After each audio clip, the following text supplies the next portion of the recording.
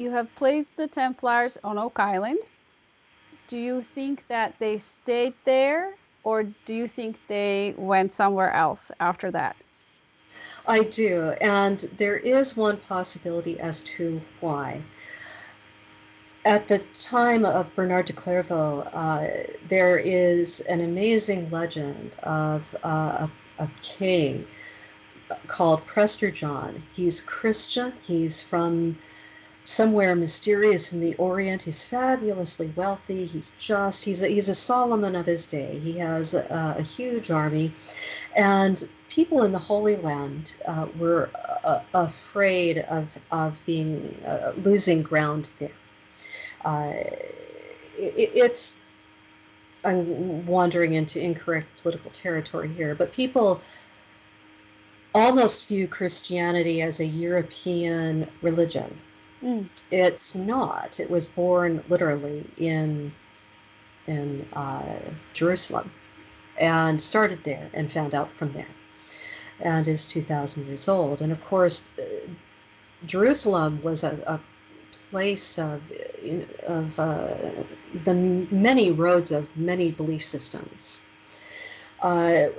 325, it was ratified as the official religion of the Roman Empire. You know, Constantine, one religion, one empire, one emperor.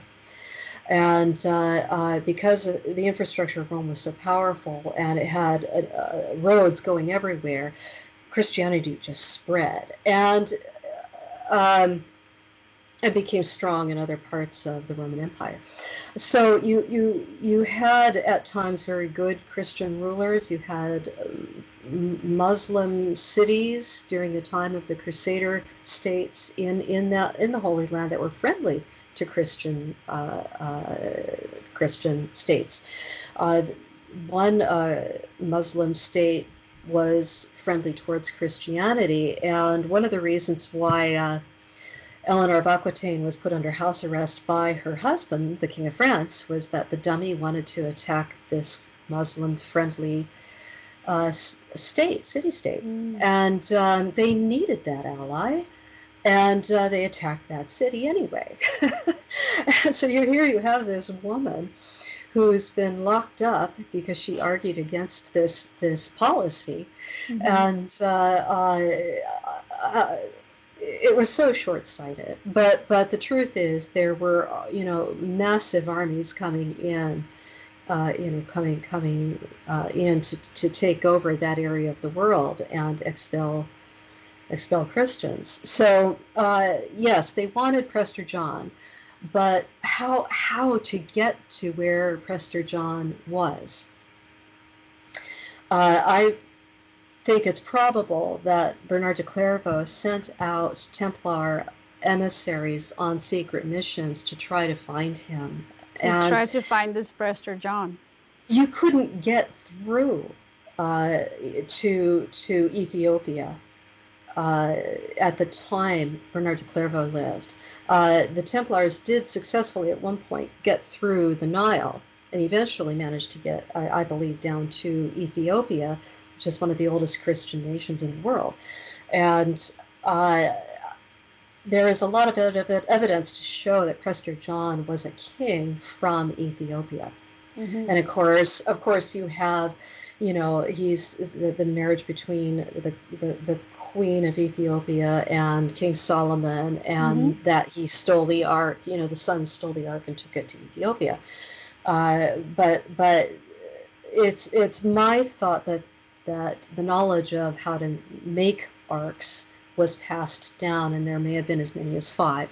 I hope I'm not getting too off topic here, but you couldn't get to Ethiopia where the Prester John may have been, so you had to try to find another route. And I think that the Templars from Nova Scotia, Oak Island, headed west. Now there are 2 possible routes for that. You have the Hudson Valley, where they would have met the Mi'kmaq, and where you get the Newport Tower. And then there was a northern route inland, which is along the St. Lawrence River, which is where my set of Templars would have come in and would have connected with the the Mohican tribe and the Oneida. And the Mohicans were moved from their place in New York by force along a geographically, sorry, I'm hearing feedback. The Templars would have been moved, would have followed the same land route, water route, along the St. Lawrence River inland as the Mohicans were forced to march, I think in the 1830s. So I've got a map in my book called The Templar Mission to North America, a photojournal. So there's a map in that. And the location of interest, which I believe is Templar, is on the Mohican Reservation. And I had to be given written permission by the tribal council to be there and to take photographs there, and for a period of 10 days only. So I don't want the site damaged, either vandalized, ransacked. So it is a hidden location at this point. But there are some very interesting European quarrying, stone cutting techniques found at this location.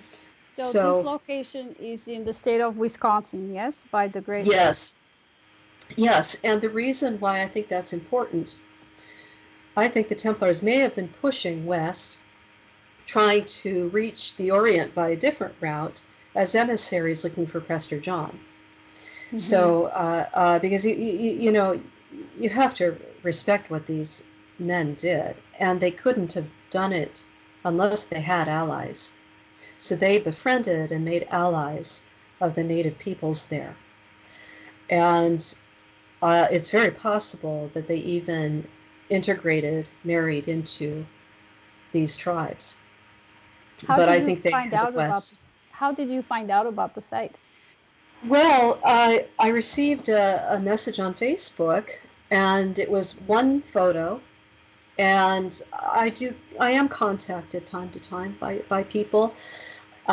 Some of them have very interesting content, and unfortunately, I've only got so much time, so I can't get out there to everything. Writing and researching is quite a time-consuming task. But I looked at this photo, and it took me a good year to decide to make the journey to Wisconsin. And it was a very intriguing, very faded carving of a Templar cross, a cross pate, the remains of a Templar cross pate. Now here's where it gets interesting. The cross pate is specific to the Templar Knights, and that's where the center, you've got a circle, and you've got a tight center, but the arms of the cross floriate outward, become bigger at the end and join the circle. That's Templar. So the Native Americans did not use carving techniques like that. They didn't have the tools to do that.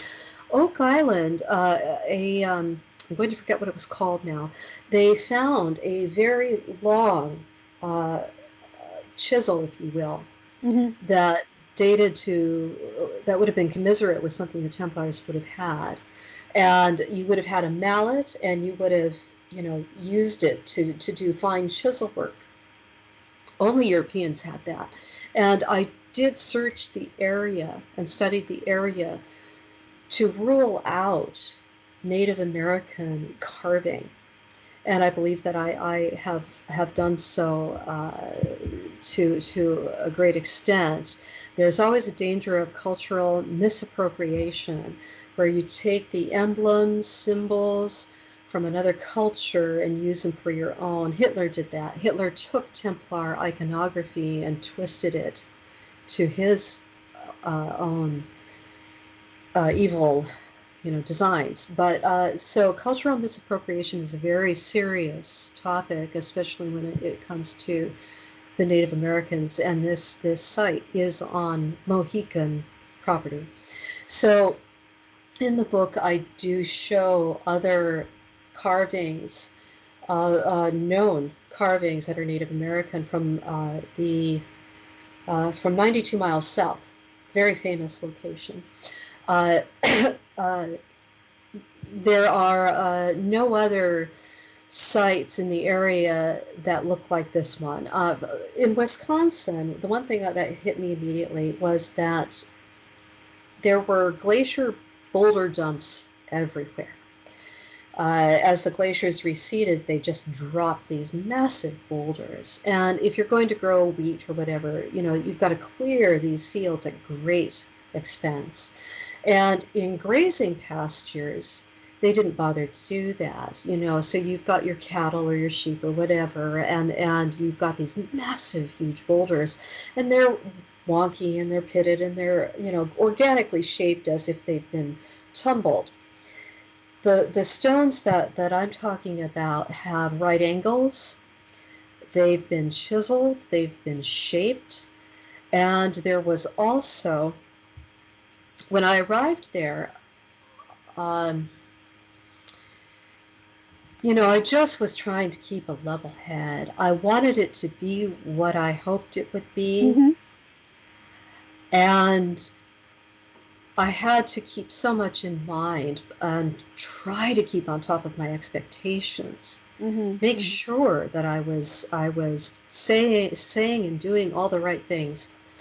And at the end of the day, I had to concede that I was seeing what I was seeing.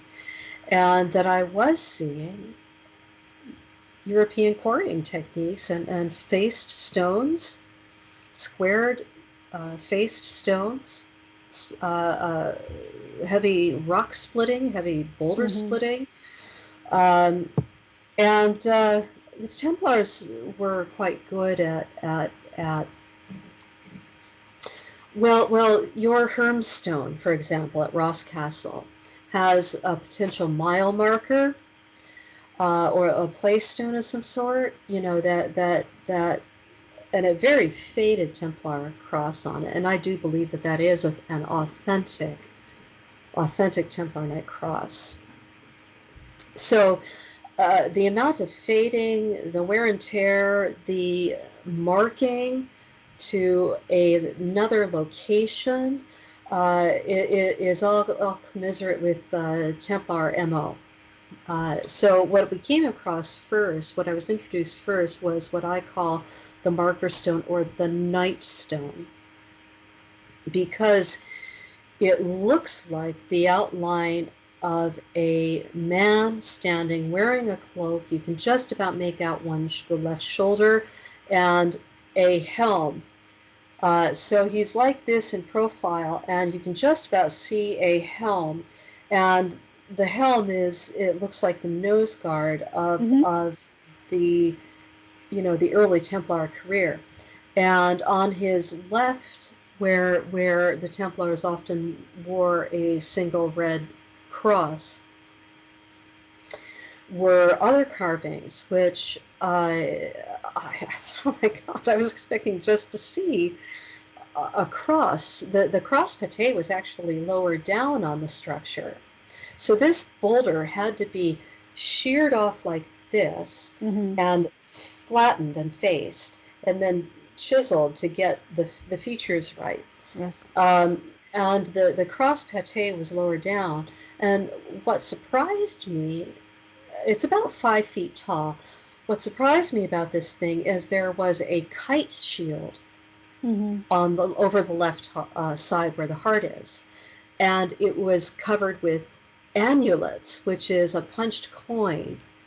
And that surprised me because that's a heraldry device of several families in Western Europe, and indicates either a fifth son or as a nobleman who went into Templar service.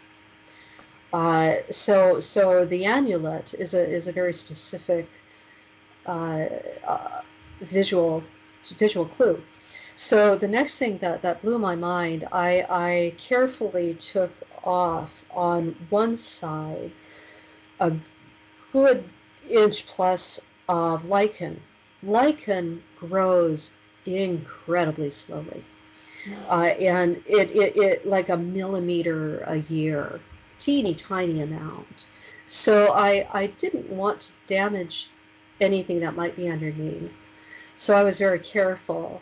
And there are techniques for removing lichen, and those techniques are the same that are non-toxic and used for graveyard monuments, non-toxic. So, it's not something you want to go out and throw bleach on or whatever. But No. I realized I could, because what sometimes it will do is it will dig into the stone, especially if it's a softer stone. And as you pull it away, it'll rip out some of the stonework. Right. And so I did lift it off of a significant portion of that side. And what I found blew me away. An equilateral triangle was what with bezel, meaning that they had to flatten the area around it so that a ridge could show, and that's European again.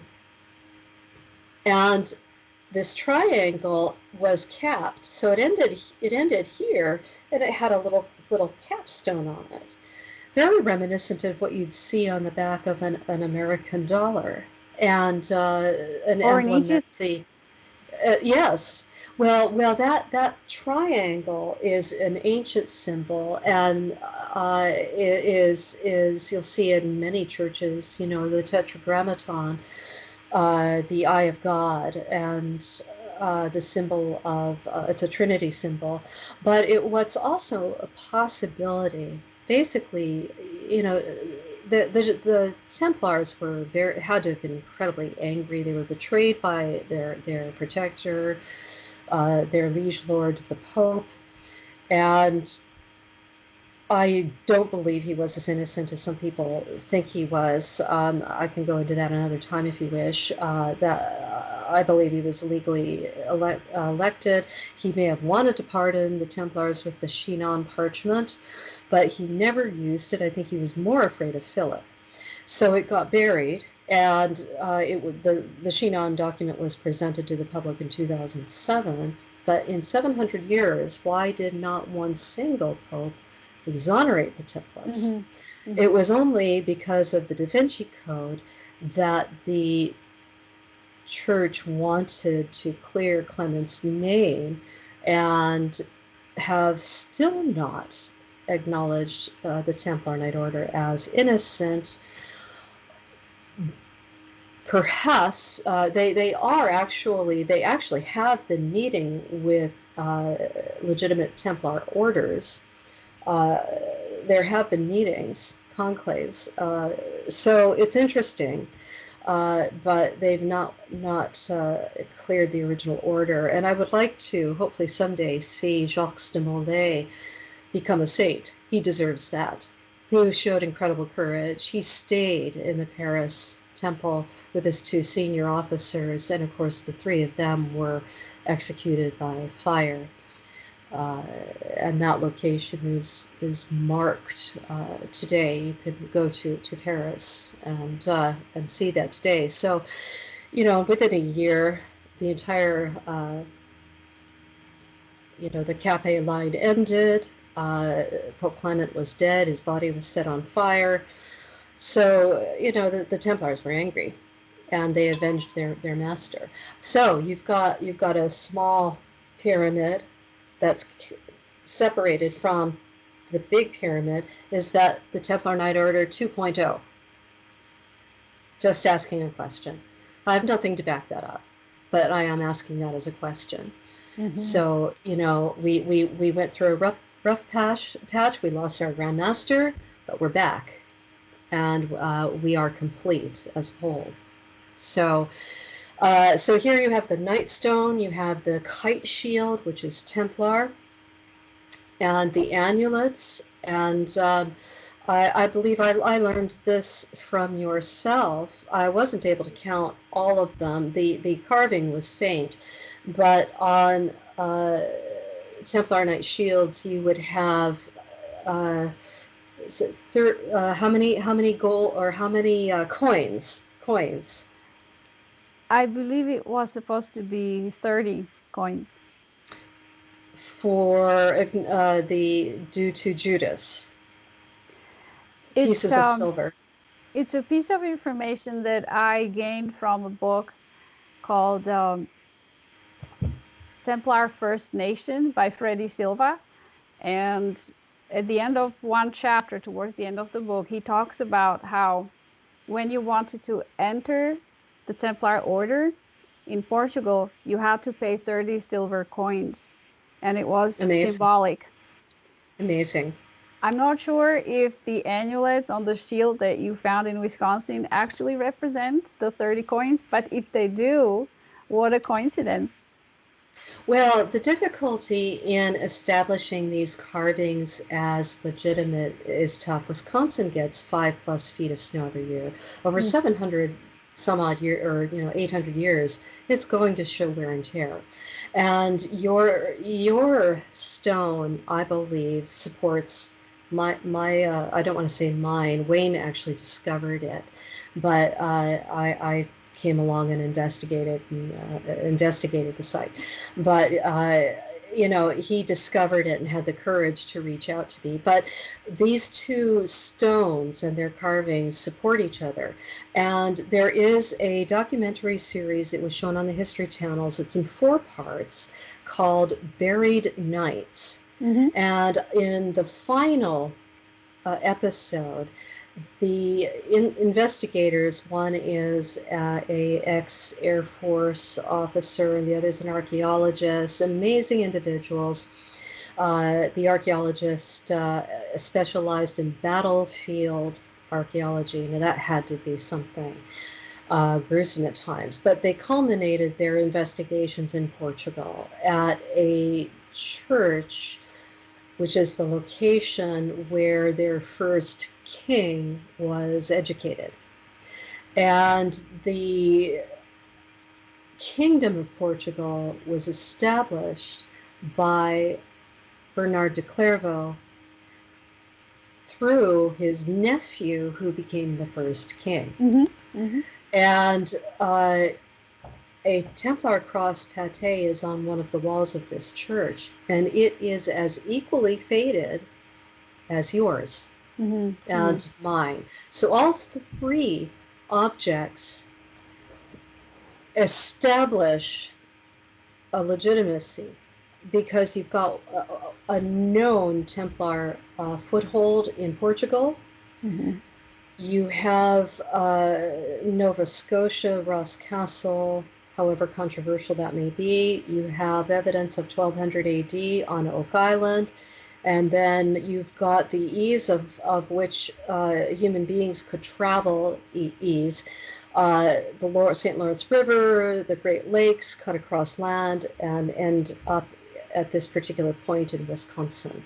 Mm-hmm. So you've got all these elements that come together, which is supportive evidence that the Templars were heading west and were, what I believe they were doing was setting up preceptories, relay fortresses, so that they could create a supply chain in their westward push.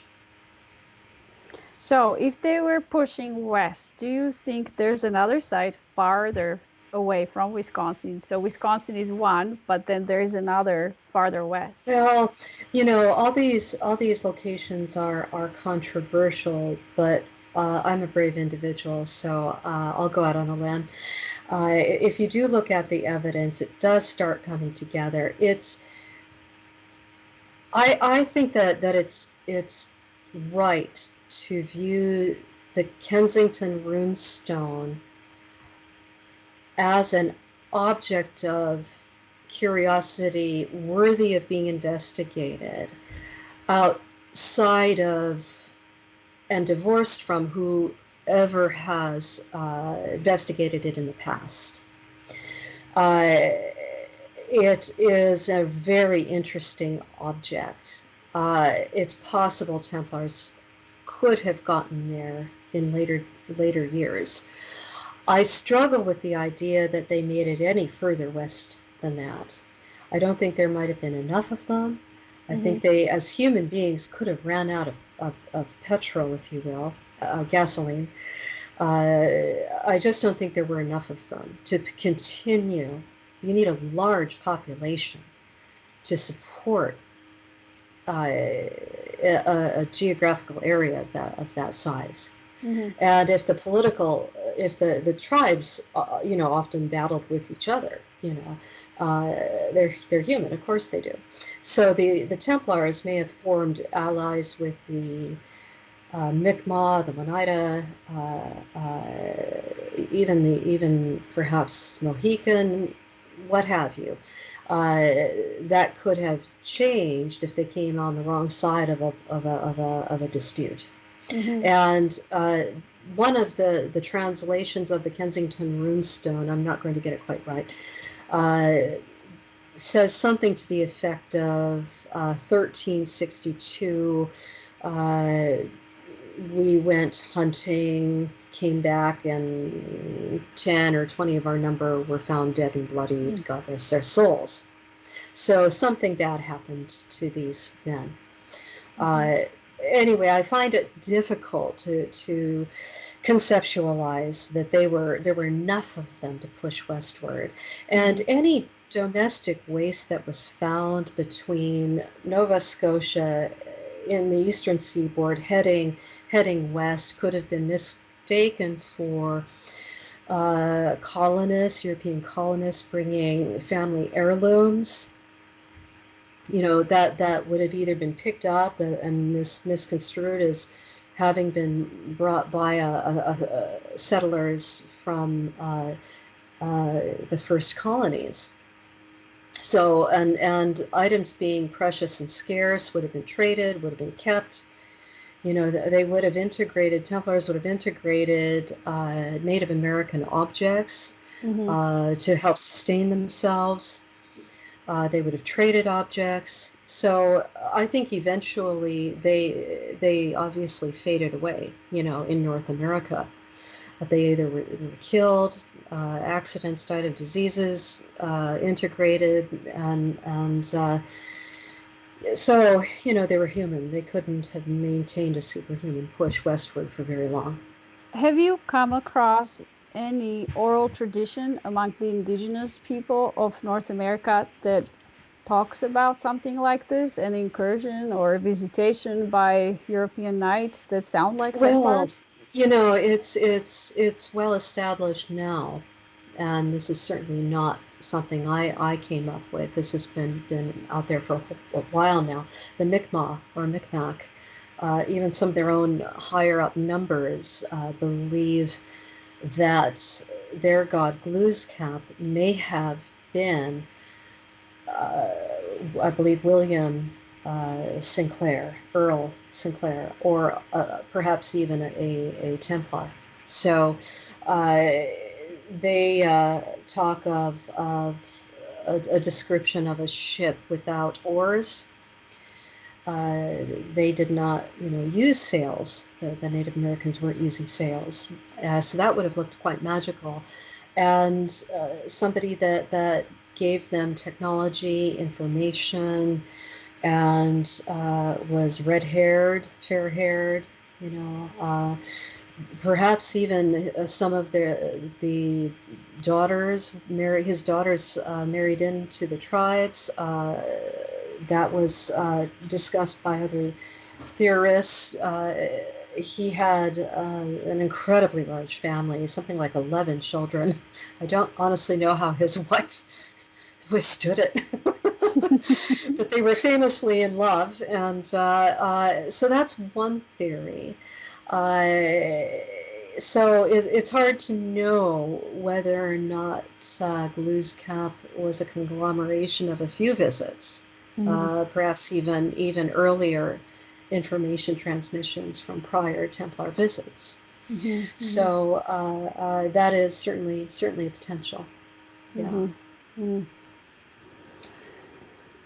What about your Mohican guide, Wayne Murphy? What does he think about the site? He is fascinating as an individual. And it took a lot of courage for him to write to me. He truly took the burden, the weight of discovery on his shoulders. And he is a tribal elder. His family what was key to the tribe. There's a road named after his family on tribal grounds. He was born on the reservation. The family house was very basic, no running water, no electricity. He truly lived on the land as his Mohican ancestors would have. And I don't mean to be politically incorrect here at all, but he was quite, we had some rough moments, due to the faintness of the carving. The first day out was problematic, and not as exciting and validating as I had wanted it to be. And I have been told throughout my life I don't have a poker face. I am not good at veiling what I think. And he looked at me, and I could see he just went, oh no. And I just didn't see what I wanted to see that first day. But we explored the site anyway. And I had to ground myself and remember my 18 years in Europe, visiting all these locations, the wear and the tear. And so I had to regroup. So, he did show me the cave, and right before I arrived, they'd had horrible thunderstorms. They had we left that day. There was another thunderstorm when we were able to go back again the night before, and everything just looked different. I just have all respect for the indigenous peoples of North America, because, oh my word, did I feel like a sore thumb, crashing through the forest, heavy-footed and, lost, and Wayne, having been born there, hunting and fishing on the land because his family had to. They had to. That was how they had to sustain themselves. But you can't look at it as poverty. He lived an organic lifestyle. He was living off the land as his family had for millennia, that side of his family. So, he knew what he was doing. And at one point, I won't go into the details because it might identify where we were at, but the ground was so nasty that he actually told me where to put my foot, turn my body, grab hold of this, go do that, careful of that, this, that, just to get through to this one location. So he sounds like a wonderful guy. He's amazing. He was very protective. He was so calm, cool, and collected. And we saw bear track. There are, mountain lions there.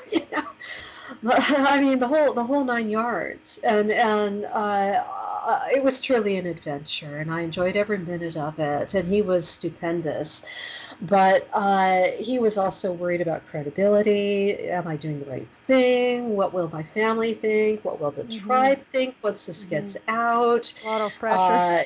A lot of pressure, and on myself as well. So, I certainly did everything I could to think about, all right, what would the naysayers say? What questions do they want answered?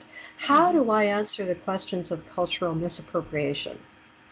So, I believe that I did tick the boxes, and I'm confident in what I found and saw. So, and the book goes into a lot of detail in that front, but Wayne's a remarkable, credible witness, and a police officer of decades, decorated, an amazing family man, looking after his adult children, his grandchildren, his wife, who also worked for the Milwaukee Police Department. That's how they met. And when you have a street named after you on a reservation, obviously your family has been important in the past. So he is definitely what I would call credible. And And yeah, he he's a sounds good man. he sounds caring and conscientious. Yeah. Very, very. He's a very good man, and I learned so much by staying with his family for those 12 days. And they were just delightful, good people, and I enjoyed it, and I can't express how much I learned just being there, but being on the location, meeting the people, going to the tribal casino where their entire world revolved around this casino, and it's not it's their livelihood, their jobs, their rooms they can rent and hold large meetings. It's a hotel, it's quite a place. They're very proud of it. They have A-list entertainers coming through. And I was able to visit their Cultural Information Center and spoke with a gentleman named Larry, who is one of their language experts. He speaks the language. He's an educator. Gave me a tour, talked to me about the language and about their linguistic heritage, oral history. So it was quite an experience, and I learned as well as investigated. So, did you have a spiritual or mystical experience while you were on that site? Yes. It did feel like hallowed ground, but on the one occasion, I truly suddenly felt as if we were on somebody else's terms and property, and I felt this sense of menace and a sense of physical harm that kind of hit me in a visceral way, and it was kind of like we were trespassing, and the owner was coming towards us with a musket or a shotgun, and it was all right. You've had enough time. Out. And Wayne said, "Are you all right?" I said, "I think we need to go. Let's go." And he's looking at me, and he said, "Okay." And again, I don't have a poker face. And he said, "Your voice raised. You looked nervous. That's, what's going on?" And so I said, "Oh, all right." So I told him. And the next time we went, I steeled myself for this. I thought, okay. I have felt things like this in Europe, in castles and in churches. And I have seen a few things as well. And these are ancient places with high emotion because of very important events, sometimes horrible events taking place, or constant spiritual infusion of human activity on one location, leaving an imprint of energy. So the next time I was ready for it, because I had to follow up on the questions I had from the first visit. You had to so know. I had to, and I thought, okay, I'm gonna gear myself up. So it was Wayne the next time who looked at me and said, "Do you feel that it's time to go?" And I looked at him and I thought, okay, let's just. I can't remember exactly what happened, but I believed him, but I just wanted to do a few more things, and then we left. So, it certainly felt like physical menace. And seeing the men on the island, the team, they're very focused on the practical, the hands-on, the engineering, the science, and that is as it should be.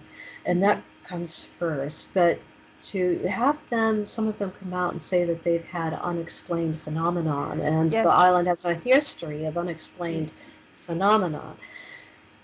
That is, commiserate with places in Europe, and with also Native American history. There are, I should say, spirits like guardian spirits on Oak Island, and I have heard stories like that of sightings, people seeing things, hearing things from the crew that films the show. And these are people who have equipment with them to record things, and they told me, yes, we have experienced this. This place is strange. We're not alone. I believe that, and that certainly extended to the location that I myself saw. One thing I can say, I certainly haven't said this publicly or written about it yet, but I was in Roslyn Chapel. 2002. It was still wearing its hat. There was scaffolding all around it. And then at the time, I was a terrible photographer. And I ran out of film before I got to the scaffolding. You were able to go up and walk around the top. And I didn't have any film left at that point, and the pictures I did take, I have to admit, of the interior were dreadful. I've learned a great deal since then. I have better cameras now too, but it was a privilege to walk the perimeter. But when I was inside, the entryway at that time maybe has changed, but I was near the stairs of the crypt before you go down into the crypt. And I turned around and looked at the entry, which was across, and the door was open, and there was a man standing there looking at me. And he was wearing a long cassock, he had a dog collar on, he had white hair parted, he had good hair, and blue eyes, and I knew that. And he was standing there by the door doing what he had always done, what he enjoyed doing, which is to greet parishioners as they come in for services. Mm-hmm. And I just knew this about him. And I thought, oh God, I hope he doesn't go away. And I'm fumbling and looking for my camera. I found my camera, I raised it to take a picture of him, and of course he was gone.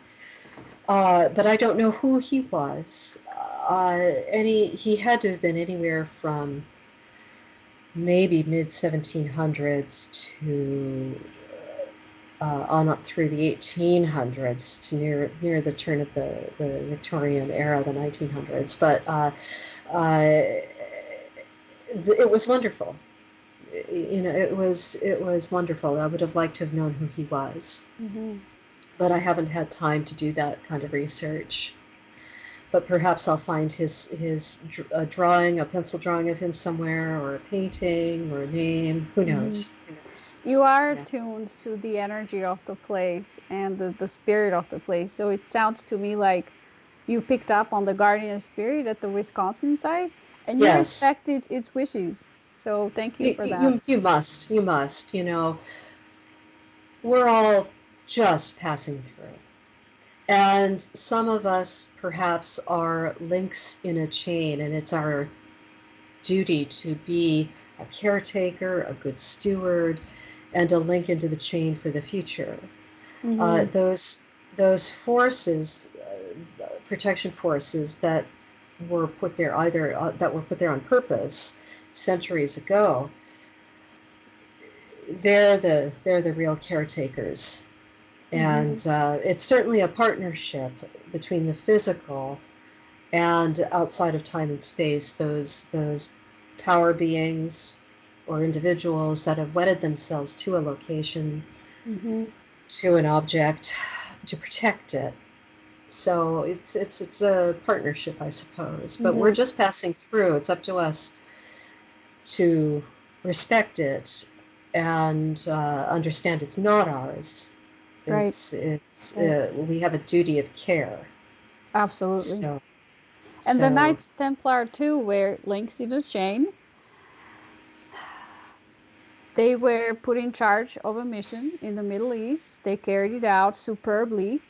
They came back Yes, to Europe, and from there, maybe they continued somewhere else, perhaps to North America. Your re- absolutely. your research on Oak Island and in Wisconsin, has it changed the way you perceive the Knights Templar? No, it hasn't actually, which is curious. The only thing that has changed in my mind is perhaps timelines due to archaeological evidence. Mm-hmm. Mm-hmm. But they are the same robust, intelligent, skilled, spiritual, determined SAS of their day, individuals, leaders, and as a body. Mm-hmm. I have the utmost respect for them, for what they achieved, for their survival, and to think that they didn't survive is sheer folly. Absolutely sheer folly. Mm-hmm. And they then would have chosen their own grandmasters and would have been carrying on their traditions and passing those traditions down to sons, adopted sons, eventually evolving into other philosophical, alchemical, physical disciplines, into guilds, uh, the construction guilds, both stone and carpentry, banking. That's another subject in itself, how it has manifested into modern day orders. That's Mm-hmm. a very controversial topic that would require another 2 hours, so I won't go into that. I believe the Templars that may be working in secret today are good people. I Mm-hmm. don't believe that they're evil. I think they've always been good people, and I think that Mm-hmm. they are doing spiritual work on Right. earth. Right. Uh, it's just modern day conspiracies is another 2 hours in itself. So one I'd like to steer away from. Sure. Basically, long story short, follow the money, and don't take on board anything else. Just follow the money, and that Mm-hmm. will cut out a lot of dross, and keep it practical, keep it simple, and follow the money. But Mm-hmm. I think that there are new Templar orders. Napoleon founded one, and it's still a respected charitable organization that does not claim to be an original Templar order. I I I do believe in transmission. And this is something that I think that the Templars proper historical would have taken on board quite easily. So you have a spiritual vision of the from the great divine, Mm-hmm. and that comes down. The tree of life, and as it settles down, it becomes more and more physical, and it manifests as sovereign, free-willed, created beings, and the impetus can still come down. A physical organization could be ended, but the traditions can still exist. But when that great divine wants something done at any point along the timeline, it can be inspired. Mm-hmm. So, Napoleon decided to create a Templar Knight Order, which is Mm-hmm. a charitable organization today. You Mm-hmm. have to prove that you're a Christian in order to join it, Mm-hmm. and they like the Freemasons and any other spiritual body, religious body, do good works. The interesting thing about Napoleon is this, and of course he was in touch with Rosicrucians. Mm-hmm. The Rochefoucalds had Rosicrucian members of the family, high ranking. And Napoleon, there's a story in brief that he ransacked the Vatican archive and took it away with him to Paris. And Mm-hmm. along the way, a few cartloads met with an accident and were lost. Mm. So is that true, or is that not true? Because so he had all of these records going back potentially millennia. Mm. And he was a very smart man and had access to his own scholars. He eventually gave the archive back, but did he keep pertinent information that somehow managed to remain within certain noble families of France? And of course, during his coronation, he was inspired to have gold bees embroidered onto his coronation robe, and that was the emblem of the Merovingian kings, Yes. which is of course wound up in the children of Mary Magdalene. And that that's another interesting connection. So here we have Napoleon starting a new Templar Knight Order, not claiming any connection whatsoever. But did he know something? It sounds like he knew something. And where are those potential records today? So it's all rather interesting and exciting stuff, and I'm passionate about it. I love it. I mean, it fills my world. It fills my world. It's adventurous. The chase for information is exciting. I love research. When I find a new piece of research, I am so energized and excited by it that sometimes I have to walk away from my desk, go make a cup of coffee, and walk around for a half an hour till the adrenaline settles, and then go back to it, because it's just... I can tell you that energy and enthusiasm comes out of your book, or comes through the text into the mind of the reader. That's how I felt when I was reading your first book. I was there. I was pulled into the story, and I felt like I was there with you, researching and solving a mystery. So you do have this energy about you, and it does shine through. Absolutely. Thank you. I didn't realize that was the case, so I appreciate you telling me that. Good.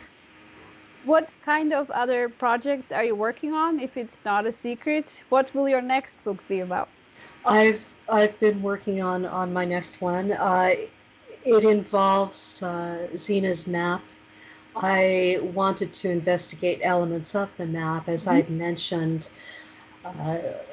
Louis I de Tours, the young lion of Talmont. What could the fish possibly represent? And the reason why I brought in Prester John is also key to the lower right-hand corner. And I have also done quite a lot of research on the mysteries of the Rochefoucauld family and the historic ties they have to the Templar Knight Order.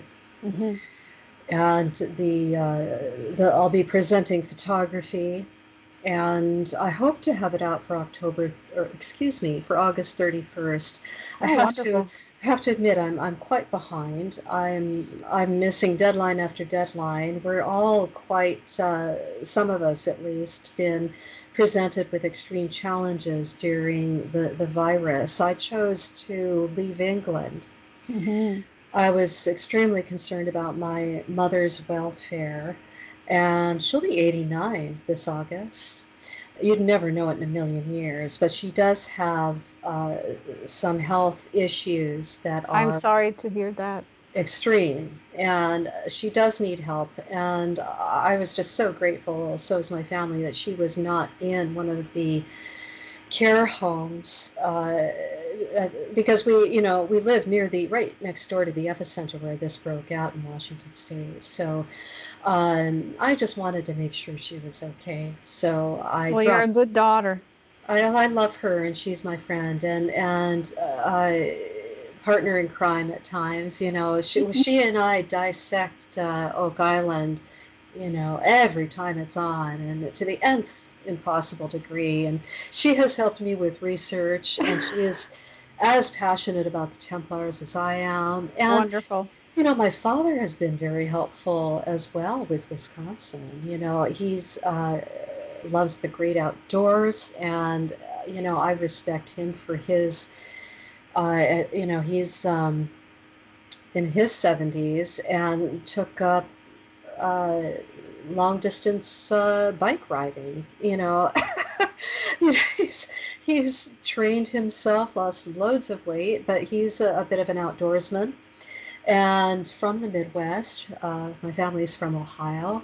His family's from Michigan, and they had a farming background. And when I was in Wisconsin, my maiden name of Schroeder was on the carton of milk. I just so I through my father, I understood. I could see the Midwest culture in Wayne's family because I grew up on the West Coast from the age of 5, but my family culture is actually more East Coast and Midwest.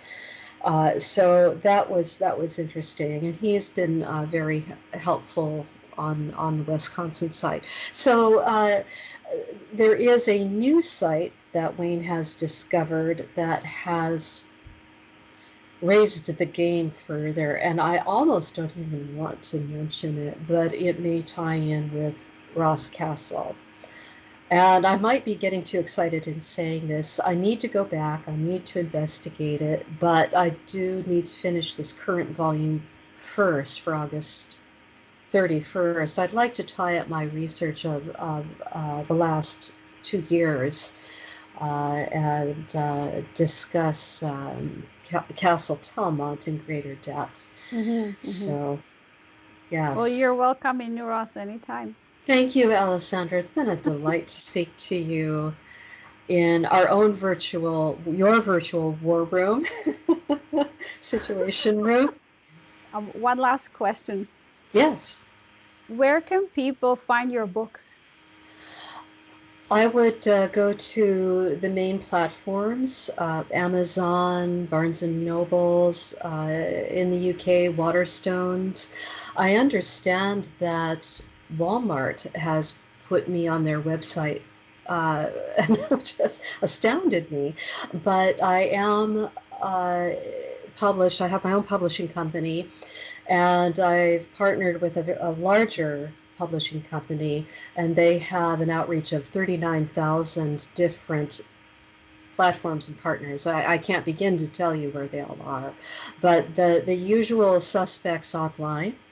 And you can, if you wish to, gain my ISBN number from my own website, which is GretchenCornwall.com. I don't remember if there is a dot in there or not, but just Google me.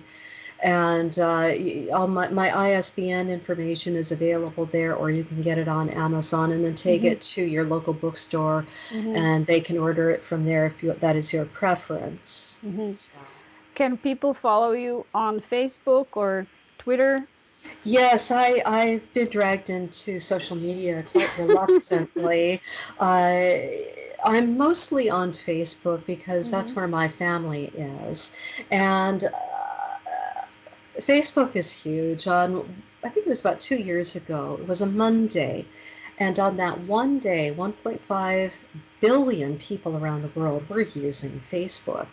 And it lets you use more than 140 characters. So I find that I'm doing that mostly. And I've noticed this with other authors. They have one platform they favor over another because it's such hard work to engage with your friends and readers on multiple platforms, because you have to have the same conversation in 5 different places, and I find that difficult.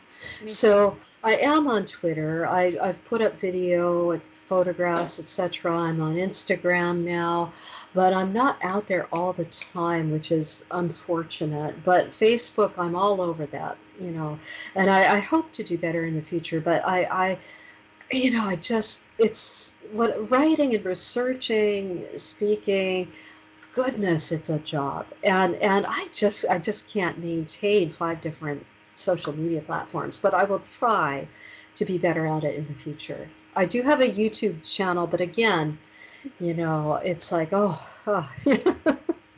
So, but I do try. Good. Okay. Thank you, Gretchen. This was wonderful. I have learned so much from you, more than I dreamed of. I'm Oh, bless you. very, Thank very you. grateful for the interview. Thank Thank you. you. I've had a blast talking to you. You're so much fun to speak with. And I hope I could meet you in person someday. I would Let's love do to that. meet you. Yes, thank you. Do take care and Thanks. be well. All right. Okay. Thank you. Bye-bye. Bye. Bye. Bye-bye.